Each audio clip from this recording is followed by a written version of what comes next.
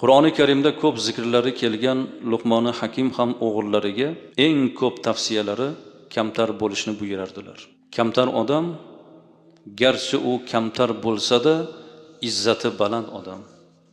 Takabbur odam o'zini juda katta sanasa-da u odam juda past odam.